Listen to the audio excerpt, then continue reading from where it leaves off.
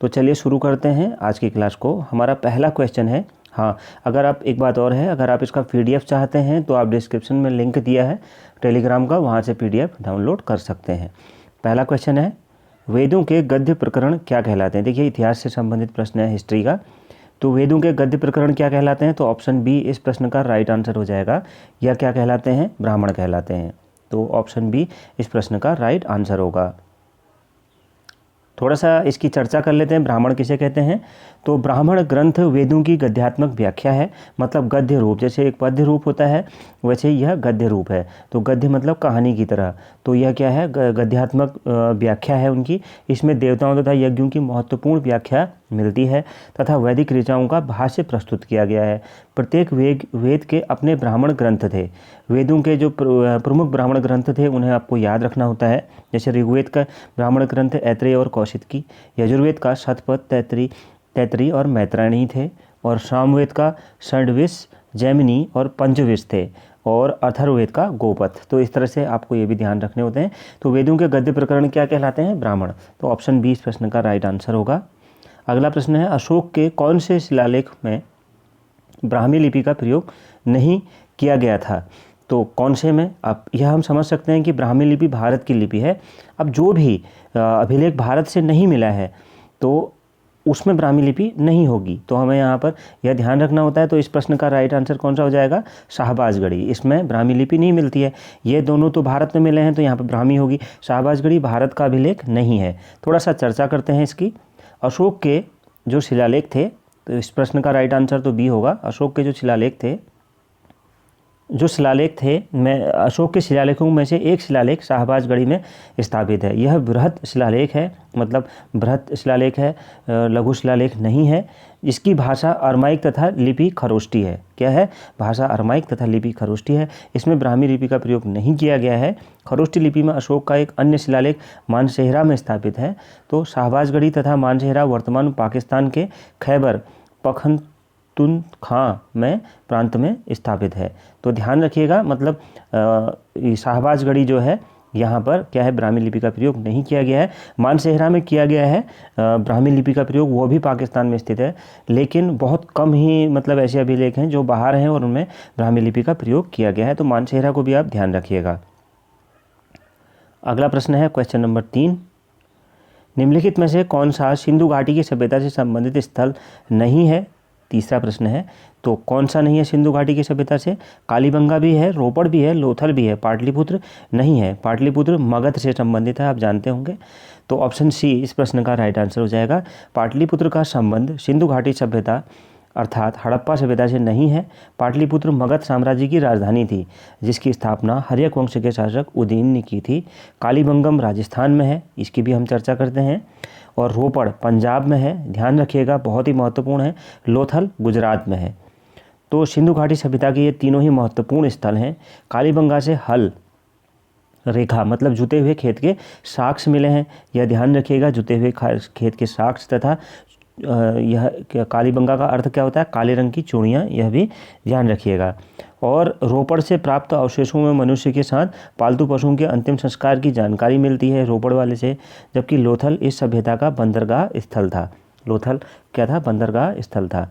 अगला प्रश्न है, बुद्ध को परिनिर्वाण कहाँ प्राप्त हुआ। प्रश्न नंबर 4 है, बौद्ध धर्म के प्रवर्तक महात्मा बुद्ध थे, इनको परिनिर्वाण कहाँ प्राप्त हुआ। तो ऑप्शन बी कुशीनगर में। तो बौद्ध धर्म के प्रवर्तक महात्मा बुद्ध का परिनिर्वाण जो था वो कुशीनगर उत्तर प्रदेश में हुआ था। महात्मा बुद्ध के जीवन की महत्वपूर्ण घटनाओं से संबंधित स्थलों को भी थोड़ा सा हमें ध्यान में रखना होता है, उन्हें जान लेते हैं। इनका जन्म लुम्बिनी नेपाल में हुआ था बुद्ध का, ध्यान रखिएगा। और ज्ञान प्राप्ति इनको बोध गया बिहार में हुई थी, यह भी ध्यान रखिएगा। और इनको परिनिर्वाण हमने जाना कुशीनगर में हुआ था। और प्रथम उपदेश जिसको धर्मचक्र प्रवर्तन कहा जाता है, यह कहाँ दिया था इन्होंने, सारनाथ में दिया था। तो इस प्रश्न का राइट आंसर क्या हो जाएगा, ऑप्शन बी। अगला प्रश्न है क्वेश्चन नंबर 5, प्राचीन भारत के महान व्याकरणविद पतंजलि किसके समकालीन थे। तो किसके समकालीन थे, ऑप्शन सी पुष्यमित्र शुंग के समकालीन थे। और महान व्याकरणविद पतंजलि शुंग वंश के शासक पुष्यमित्र के समकालीन थे। वे पुष्यमित्र शुंग के प्रधान पुरोहित थे। तो ऑप्शन सी राइट आंसर हो जाएगा। अगला प्रश्न है, लौह एवं रक्त की नीति किसने अपनाई थी। तो इसको ऑप्शन बी अलाउद्दीन खिलजी ने अपनाई थी। तो काफ़ी आसान प्रश्न है। गयासुद्दीन सॉरी यह थोड़ा मिस्टेक हो गई है, यह बलबन ने अपनाई थी, अलाउद्दीन खिलजी ने नहीं। लोहेंग रक्त की नीति किसने अपनाई थी? यह बलबन ने अपनाई थी। तो ऑप्शन ए राइट आंसर हो जाएगा। दिल्ली सल्तनत के अंतर्गत गुलाम वंश का शासक था। इसने 1266 से 1287 ईस्वी के बीच शासन किया था। ऑप्शन ए राइट आंसर होगा। अगला प्रश्न है प्रश्न नंबर 7। निम्न में से कौन सा सुमेलित नहीं है? कौन सा सुमेलित नहीं है? ऑप्शन सी यहाँ पर राइट आंसर हो जाएगा। ऑप्शन सी सुमेलित नहीं है। हुमायूं नामा हुमायूं यह सुमेलित नहीं है। मुगल राजकुमारी बाबर की पुत्री गुलबदन बेगम जो थी उन्होंने हुमायूं नामा की रचना करी थी, ना कि हुमायूं ने करी थी। तो यहाँ पर राइट आंसर क्या हो जाएगा? Option C. अगला प्रश्न है लंगर की परंपरा किसने प्रारंभ की थी? तो किसने की थी? ऑप्शन ए राइट आंसर हो जाएगा। गुरु नानक जी ने। 1 मिनट। लंगर की परंपरा किसने आरंभ करी थी? ऑप्शन बी गुरु अंगद ने लंगर की परंपरा शुरू करी थी। सिख धर्म के दूसरे गुरु थे गुरु अंगद ने लंगर व्यवस्था आरंभ की। गुरु अंगद का असली नाम लहना था, यह ध्यान रखिएगा, जो गुरु नानक के निकटस्थ थे। तो इस तरह से इस प्रश्न का राइट आंसर ऑप्शन बी हो जाएगा। अगला प्रश्न है महात्मा गांधी ने निम्नलिखित में से किसे अपना राजनीतिक गुरु माना था? तो किसे माना था राजनीतिक गुरु? गोपाल कृष्ण गोखले जी को माना था। ऑप्शन बी इस प्रश्न का राइट आंसर हो जाएगा। महात्मा गांधी जनवरी 1915 में दक्षिण अफ्रीका से भारत लौटे। भारत आने पर गांधी जी को गोपाल कृष्ण गोखले का सुझाव प्राप्त हुआ था। उन्होंने भारत में ब्रिटिश विरोधी की रणनीति तैयार की थी। तो एक बात आप ध्यान रखिएगा, राजनीतिक गुरु तो हैं ही हैं, ये गोपाल कृष्ण जो गोखले थे यह साधन और साध्य की पवित्रता पर विश्वास रखते थे। कभी कभी इस तरह का भी प्रश्न पूछा जाता है, इसे ध्यान रखिएगा। 10वां प्रश्न है देशबंधु किसे कहा जाता है? तो देशबंधु किसे कहा जाता है? ऑप्शन सी चित्तरंजन दास जी को कहा जाता है। ऑप्शन सी राइट आंसर हो जाएगा। एक इसी तरह का दीन बंधु भी होते हैं, कहलाते हैं, वो कौन है? CF Andrews. तो उन्हें इनसे अलग डिफरेंस करिएगा। तो ऑप्शन सी राइट आंसर हो जाएगा। अगला प्रश्न है क्वेश्चन नंबर 11। निम्नांकित में से स्वतंत्र समाचार पत्र पत्रिका के संस्थापक कौन थे? तो ऑप्शन डी मोतीलाल नेहरू जी थे। ऑप्शन डी राइट आंसर हो जाएगा। 1919 में इन्होंने इसका प्रारंभ किया था। किसका? स्वतंत्र नामक समाचार पत्रिका का संस्थापक ये थे। 1919 में स्थापना किया था। अगला प्रश्न देखते हैं। अगला प्रश्न है निम्नलिखित स्थानों में से एमरेल्ड द्वीप समूह के नाम से जाना जाता है कौन सा है? जो एमरेल्ड द्वीप समूह के नाम से जाना जाता है। तो इस प्रश्न का राइट आंसर क्या हो जाएगा? 12वें प्रश्न का ऑप्शन डी अंडमान और निकोबार द्वीप समूह। इनको किस नाम से एमरेल्ड द्वीप समूह के नाम से जाना जाता है? एमरेल्ड द्वीप समूह के ये द्वीप समूह 6 डिग्री उत्तर से 14 डिग्री उत्तरी और 92 डिग्री पूर्व से 94 डिग्री पूर्वी देशांतर के बीच स्थित हैं। ये द्वीप समुद्र जलमग्न पर्वतों का हिस्सा हैं। तो ऑप्शन डी इस प्रश्न का राइट आंसर हो जाएगा। अगला प्रश्न है क्वेश्चन नंबर 13। कर्क रेखा निम्नलिखित में से किन राज्यों से गुजरती है? तो किन राज्यों से गुजरती है? तो ऑप्शन सी यहाँ पर राइट आंसर हो जाएगा। 1, 2, 3, 1, 2 और 4। एक गुजरात से गुजरती है, दूसरा झारखंड से गुजरती है, चौथा मिजोरम से गुजरती है। तो निम्नलिखित में से किन राज्यों से गुजरती है? 1, 2 और 4 से। तो मतलब गुजरात, झारखंड और मिजोरम से गुजरती है। तो इस तरह से इस प्रश्न का राइट आंसर ऑप्शन सी होगा। प्रश्न नंबर 14 देखते हैं। निम्नलिखित में से किस देश के साथ भारत की अंतर्राष्ट्रीय सीमा नहीं लगती है? तो किस देश के साथ नहीं लगती है? ऑप्शन डी श्रीलंका के साथ भारत की अंतर्राष्ट्रीय सीमा नहीं लगती है। तो इस प्रश्न का राइट आंसर क्या हो जाएगा? Option D. अगला प्रश्न है क्वेश्चन नंबर 15। भारतीय मानक मेरिडियन 5 राज्यों के मध्य से गुजरता है। इनमें से कौन सा राज्य 5 में से नहीं है? तो राइट आंसर क्या हो जाएगा? ऑप्शन सी बिहार नहीं है, आंध्र प्रदेश, उड़ीसा, छत्तीसगढ़ हैं। तो इस प्रश्न का राइट आंसर ऑप्शन सी हो जाएगा बिहार। अगला प्रश्न देखते हैं। अगला प्रश्न है क्वेश्चन नंबर 16। भारत में कौन सा राज्य सबसे अधिक पड़ोसी राज्यों की सीमाओं को स्पर्श करता है? कौन सा राज्य है? तो option A Uttar Pradesh. Option A इस प्रश्न का राइट आंसर हो जाएगा। Option A. क्या कौन सा राज्य सबसे अधिक पड़ोसी राज्यों की सीमाओं को स्पर्श करता है? उत्तर प्रदेश। तो ऑप्शन ए राइट आंसर होगा। अगला प्रश्न है भारत का सबसे दक्षिणी छोर कौन सा है? तो सबसे दक्षिणी छोर ऑप्शन डी इंदिरा पॉइंट है। ऑप्शन डी राइट आंसर हो जाएगा। इंदिरा पॉइंट भारत के अंडमान निकोबार द्वीप समूह के ग्रेट निकोबार द्वीप पर स्थित है। तो ऑप्शन डी राइट आंसर हो जाएगा।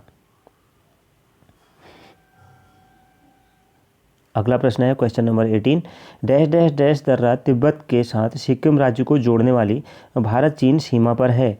तो राइट आंसर क्या होगा? ऑप्शन बी नाथुला दर्रा। नाथुला दर्रा तिब्बत के साथ सिक्किम राज्य को जोड़ने वाली भारत सीमा चीन सीमा पर स्थित है। तो ऑप्शन बी इस प्रश्न का राइट आंसर हो जाएगा। नाथुला दर्रा हिमालय का एक पहाड़ी दर्रा है जो भारत के सिक्किम राज्य और दक्षिणी तिब्बत में चुंबी घाटी को जोड़ता है, यह ध्यान रखिएगा। थोड़ा सा रोहतांग दर्रा भी इम्पोर्टेंट है, इसकी बात भी कर लेते हैं। भारत के हिमाचल प्रदेश में समुद्री तल से 4111 मीटर की ऊंचाई पर यह स्थित है। और खारदुंगला जो दर्रा है यह भारत के जम्मू और कश्मीर राज्य में समुद्र तल से लगभग 5602 मीटर की ऊंचाई पर स्थित है। लद्दाख क्षेत्र में लेह के पास स्थित यह दर्रा श्योक और नुब्रा घाटियों को जोड़ता है। तो इस तरह से यह भी इम्पोर्टेंट है। और बनिहाल दर्रा भी बहुत इम्पोर्टेंट है, जम्मू और कश्मीर राज्य में समुद्र तल से 2832 मीटर की ऊंचाई पर स्थित है। यह जम्मू को श्रीनगर से जोड़ता है। ऑप्शन तो इस प्रश्न का राइट आंसर क्या होगा? इस प्रश्न का राइट आंसर ऑप्शन बी होगा। अगला प्रश्न है किस शहर को स्टील सिटी ऑफ इंडिया के नाम से जाना जाता है? ऑप्शन डी जमशेदपुर को जाना जाता है। छोटा नागपुर के पठार में स्थित जमशेदपुर को स्टील सिटी ऑफ इंडिया के नाम से जाना जाता है। वर्ष 1907 में Tata iron and steel company की स्थापना से इस शहर की बुनियाद पड़ी थी। तो ऑप्शन डी राइट आंसर हो जाएगा। अगला प्रश्न है question number 20, dash dash dash झील भारत की सबसे बड़ी खारे पानी की झील है। यह भारत की सबसे बड़ी झील है। तो इस प्रश्न का राइट आंसर क्या हो जाएगा? Option B Didwana. डिडवाना झील भारत की सबसे बड़ी खारे पानी की झील है। यह भारत की सबसे बड़ी झील भी है। तो ऑप्शन डी इस प्रश्न का मिस्टेक से यहाँ पर बोल दिया चिल्का। ऑप्शन बी इस प्रश्न का राइट आंसर हो जाएगा। चिल्का झील भारत की सबसे बड़ी खारे पानी की झील है। यह भारत की सबसे बड़ी झील भी है। तो ऑप्शन बी इस प्रश्न का राइट आंसर हो जाएगा। थोड़ा इसकी चर्चा करते हैं। भारत के पूर्वी तट पर बंगाल की खाड़ी से जुड़ी चिल्का झील ओडिशा में स्थित है। यह भारत की सबसे बड़ी खारे पानी की झील है। यह एक लैगून झील है, यह ध्यान रखिएगा। प्रश्न लैगून झील के रूप में भी पूछा जाता है। यह रामसर कन्वेंशन की सूची में शामिल आर्द्र भूमि है, यह ध्यान रखिएगा। यह रामसर कन्वेंशन की सूची में शामिल आर्द्र भूमि है। बहुत ही महत्वपूर्ण तथ्य मैंने आपको बताया है, इसे ध्यान रखिएगा। अगला प्रश्न देखते हैं। अगला प्रश्न है क्वेश्चन नंबर 21, निम्नलिखित में से किसने सर्वप्रथम वर्ष 1935 में संविधान सभा का सुझाव प्रस्तावित किया? तो राइट आंसर क्या हो जाएगा? ऑप्शन डी एमएन राय। ऑप्शन डी इस प्रश्न का राइट आंसर हो जाएगा। भारत में संविधान सभा के गठन का विचार सर्वप्रथम वर्ष 1935 में मानवेंद्र नाथ राय ने दिया था। वर्ष 1935 में भारतीय राष्ट्रीय कांग्रेस ने पहली बार भारत के संविधान के निर्माण के लिए आधिकारिक रूप से संविधान सभा के गठन की मांग भी की थी। तो ऑप्शन डी राइट आंसर होगा। 22वां प्रश्न है, भाषा के आधार पर राज्यों का पुनर्गठन किस वर्ष किया गया था? तो राइट आंसर हो जाएगा ऑप्शन डी 1956 में किया गया था। 1956 में राज्य पुनर्गठन अधिनियम पारित कर भाषा के आधार पर राज्यों के गठन का मार्ग प्रशस्त किया गया। हालांकि वर्ष 1953 में आंध्र प्रदेश भाषा के आधार पर अस्तित्व में आने वाला देश का पहला राज्य था, यह भी ध्यान रखिएगा। तो इस प्रश्न का राइट आंसर क्या हो जाएगा? Option D. अगला प्रश्न है क्वेश्चन नंबर 23, मौलिक अधिकारों को लागू करने के लिए संविधान ने किसे विशेष उत्तरदायित्व सौंपा है? तो राइट आंसर क्या हो जाएगा? ऑप्शन ए उच्चतम न्यायालय को सौंपा है। मौलिक अधिकारों को लागू करने के लिए संविधान ने उच्चतम न्यायालय को विशेष रूप से उत्तरदायित्व सौंपा है। भारतीय संविधान के अनुच्छेद 32 के प्रावधानों के तहत देश का कोई भी व्यक्तिगत मूल अधिकारों के हनन का मामला सीधे उच्चतम न्यायालय में उठा सकता है। तो इस तरह से इस प्रश्न का राइट आंसर ऑप्शन ए हो जाएगा। अगला प्रश्न देखते हैं, राष्ट्रपति द्वारा राज्यसभा में कितने सदस्यों को नामित किया जा सकता है? तो कितने को किया जा सकता है? ऑप्शन सी 12 सदस्यों को नामित किया जा सकता है। राष्ट्रपति अनुच्छेद 80 क के अंतर्गत राज्यसभा में 12 सदस्यों को नामित कर सकता है। उन सदस्यों को कला, साहित्य, विज्ञान तथा समाज सेवा आदि क्षेत्रों का विशेष ज्ञान एवं अनुभव होना चाहिए। तो इस तरह से ऑप्शन सी इस प्रश्न का राइट आंसर हो जाएगा। अगला प्रश्न देखते हैं क्वेश्चन नंबर 25, भारत के संविधान की डैश डैश डैश अनुसूची में असम, मेघालय, त्रिपुरा और मिजोरम राज्यों में जनजातीय क्षेत्रों के प्रशासन के संबंध में प्रावधान है? तो ऑप्शन सी भारत के संविधान की छठी अनुसूची में यहाँ 6 आ जाएगा। 6वीं अनुसूची में असम, मेघालय, त्रिपुरा और मिजोरम राज्यों में जनजाति क्षेत्रों के प्रशासन के संबंध में प्रावधान है। तो इस तरह से इस प्रश्न का राइट आंसर ऑप्शन सी हो जाएगा। ऑप्शन सी इस प्रश्न का राइट आंसर होगा। अगला प्रश्न देखते हैं, भारतीय संसद में मंत्रिमंडल के विरुद्ध अविश्वास प्रस्ताव पेश करने के लिए न्यूनतम डैश डैश डैश सांसदों के समर्थन की आवश्यकता होती है। तो ऑप्शन डी 50, यहाँ पे 50 आ जाएगा। 50 सांसदों के समर्थन की आवश्यकता होती है। ऑप्शन डी राइट आंसर होगा। अगला प्रश्न देखते हैं। अगला प्रश्न है, भारत के संविधान में निम्न में किसके विरुद्ध अभियोग चलाने का प्रावधान नहीं है। तो राइट आंसर क्या हो जाएगा। ऑप्शन बी राज्य के राज्यपाल। तो ऑप्शन बी इस प्रश्न का राइट आंसर हो जाएगा। भारतीय संविधान में राज्यपाल को उसके पद से हटाने के लिए किसी भी प्रक्रिया का उल्लेख नहीं किया गया है। तो ऑप्शन बी राइट आंसर होगा। प्रश्न नंबर 28, राष्ट्रीय आय को प्रायः कहा जाता है क्या। तो क्या कहा जाता है। ऑप्शन डी साधन लागत पर शुद्ध राष्ट्रीय उत्पाद। ऑप्शन डी इस प्रश्न का राइट आंसर हो जाएगा। साधन लागत पर शुद्ध राष्ट्रीय उत्पाद MNPFC को ही राष्ट्रीय आय कहते हैं। राष्ट्रीय आय अथवा साधन लागत पर शुद्ध राष्ट्रीय उत्पाद मजदूरी, लगान, ब्याज और लाभ के रूप में उत्पादन के साधनों को दिए जाने वाले भुगतानों को बताती है। तो इस तरह से इस प्रश्न का सही उत्तर ऑप्शन डी होगा। अगला प्रश्न है, 1991 की नई उदार आर्थिक नीति के परिचय के साथ भारतीय अर्थव्यवस्था ने इसके अलावा निम्नलिखित सभी के माध्यम से मौजूदा आर्थिक समस्याओं को संबोधित किया। तो राइट आंसर हो जाएगा ऑप्शन ए औद्योगिकरण। ऑप्शन ए इस प्रश्न का सही उत्तर होगा। ऑप्शन ए, वर्ष 1990 के आर्थिक संकट का सामना करने के लिए भारत सरकार ने कई आर्थिक सुधार कार्यक्रम आरंभ किए थे, तो जिसे नई आर्थिक नीति के नाम से जाना जाता है। तो इस तरह से ऑप्शन ए इस प्रश्न का राइट आंसर हो जाएगा। अगला प्रश्न है, भारत का राष्ट्रीय चिन्ह कहाँ से लिया गया है। काफ़ी आसान सा प्रश्न है। कहाँ से लिया गया। ऑप्शन डी सारनाथ स्थित अशोक के स्तंभ से लिया गया है। तो ऑप्शन डी राइट आंसर हो जाएगा। सिंह स्तंभ भारत का राजकीय प्रतीक है। इसे सारनाथ स्थित अशोक स्तंभ से लिया गया है। मूल रूप से इसमें 4 शेर हैं जो कि चारों दिशाओं की ओर मुख करके खड़े हैं। तो ऑप्शन डी राइट आंसर हो जाएगा। प्रश्न नंबर 31, कोंकणी डैश डैश की शासकीय भाषा है। तो ऑप्शन सी दमन और दीव की शासकीय भाषा है कोंकणी। ऑप्शन सी इस प्रश्न का राइट आंसर हो जाएगा। तो थोड़ा सा हम चर्चा करते हैं। कोंकणी भारतीय संविधान की 8वीं अनुसूची में दर्ज 22 भाषाओं की सूची में शामिल है। मराठी भाषा से इसका निकटतम संबंध है। कोंकणी दमन और एवं दीव संघ शासित प्रदेश की राजकीय भाषा है। अगला प्रश्न देखते हैं। प्रश्न नंबर 32 है, डिस्कवरी ऑफ इंडिया पुस्तक के लेखक हैं कौन। तो ऑप्शन बी जवाहरलाल नेहरू जी हैं। ऑप्शन बी इस प्रश्न का राइट आंसर हो जाएगा। जवाहरलाल नेहरू ने वर्ष 1942 से 46 के बीच अपनी गिरफ्तारी के दौरान इस पुस्तक की रचना की थी। तो ऑप्शन बी इस प्रश्न का राइट आंसर हो जाएगा। अगला प्रश्न है, प्रत्येक वर्ष कितने नोबेल पुरस्कार दिए जाते हैं। काफ़ी महत्वपूर्ण है। तो ऑप्शन डी 6 नोबेल पुरस्कार दिए जाते हैं।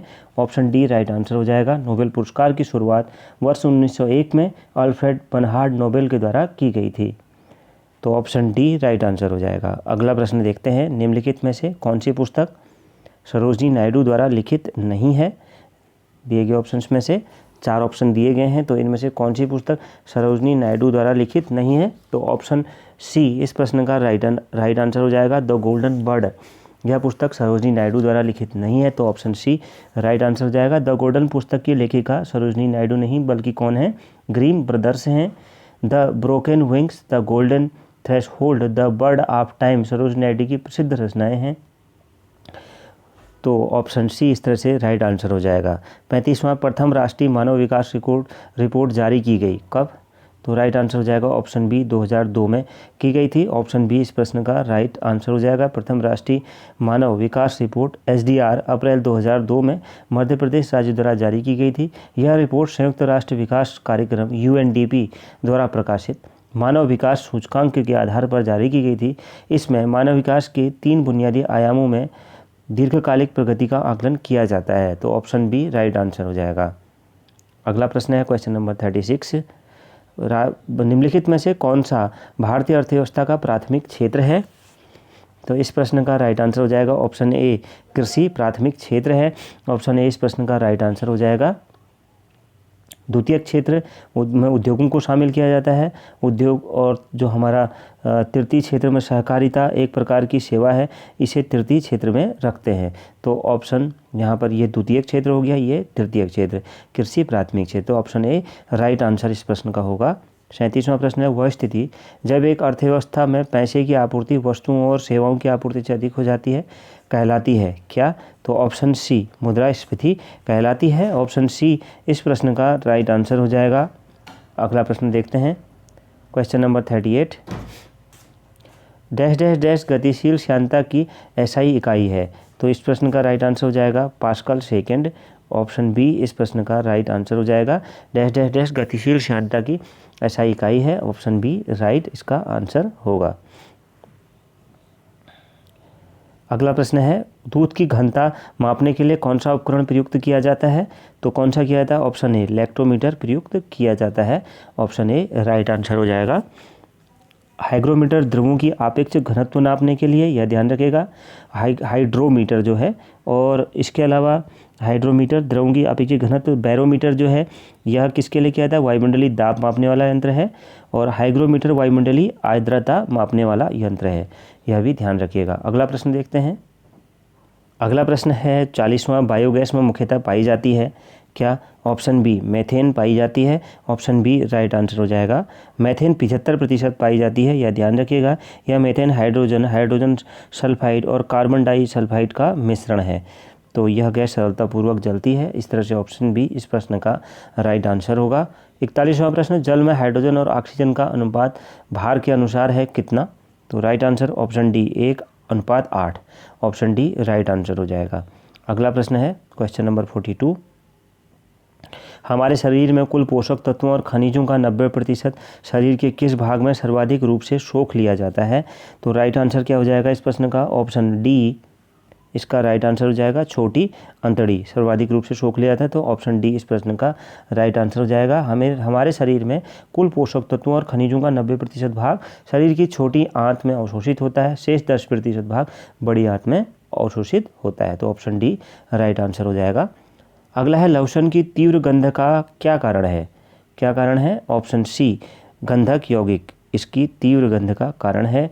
ऑप्शन सी इस तरह से इस प्रश्न का राइट आंसर हो जाएगा। गंधक उपस्थित, गंधक मीन्स सल्फर के यौगिक इसमें उपस्थित होते हैं, इस तरीके से तीव्र गंध का कारण होता है। तो ऑप्शन सी राइट आंसर होगा। अगला प्रश्न है क्वेश्चन नंबर 44।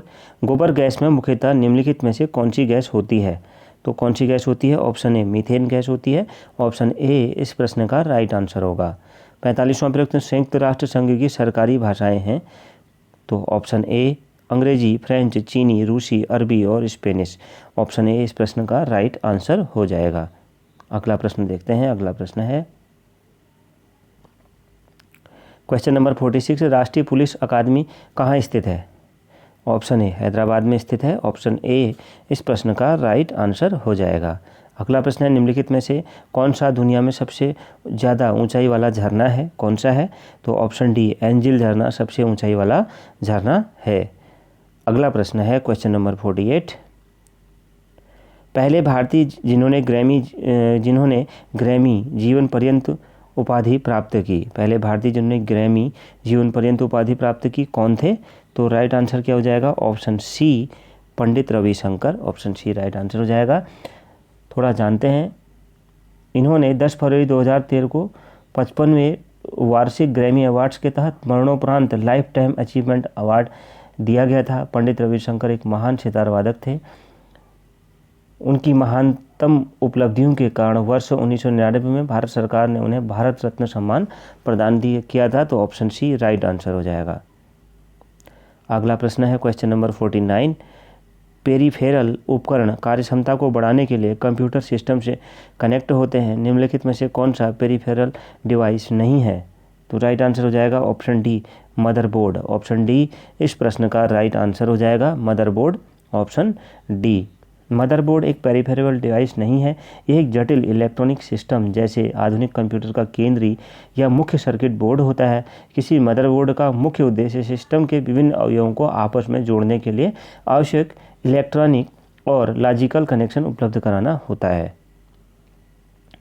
अगला प्रश्न देखते हैं। अगला प्रश्न है 50वां, निम्नलिखित में से कौन सा कंप्यूटर सॉफ्टवेयर प्रोग्राम है जिसका उपयोग डाटा संग्रहित करने, व्यवस्थित करने और बदलने के लिए किया जाता है? तो राइट आंसर क्या हो जाएगा? Option B, Excel. Option B इस प्रश्न का राइट आंसर हो जाएगा। MS एक्सेल माइक्रोसॉफ्ट ऑफिस का एक स्प्रेडशीट सॉफ्टवेयर है। एक्सेल और स्प्रेडशीट प्रोग्राम है। एक्सेल एक स्प्रेडशीट प्रोग्राम है जो डेटा को व्यवस्थित करने, कैलकुलेशन करने, रिपोर्ट तैयार करने के लिए किया जाता है। फायरफॉक्स एक सर्च इंजन है। यहाँ पर फायरफॉक्स का भी जिक्र है। ये क्या है? सर्च इंजन है। तो यह चीज़ें ध्यान रखिएगा। और आउटलुक एक निःशुल्क मेल सेवा उपलब्ध कराने वाला सॉफ्टवेयर है तथा पावर पॉइंट एक क्या है? प्रेजेंटेशन सॉफ्टवेयर है। तो पावर पॉइंट प्रेजेंटेशन सॉफ्टवेयर है। तो ऑप्शन इस प्रश्न का राइट आंसर क्या हो जाएगा? इस प्रश्न का राइट आंसर ऑप्शन बी हो जाएगा, एक्सेल। तो इस क्लास को यहीं पर समाप्त करते हैं। इससे जैसा आप जानते हैं 200 प्रश्नों का यह पूरा पेपर होता है। तो अगर उन प्रश्नों को भी लेंगे काफ़ी बड़ी क्लास हो जाएगी। अगर आपको यह क्लास पसंद आई हो, अगर आप चाहते हैं इसका पार्ट 2 भी हो तो आप बताइएगा, तब अगला पार्ट भी इसका बनाएंगे। तो मिलते हैं नेक्स्ट क्लास में। Thank you very much.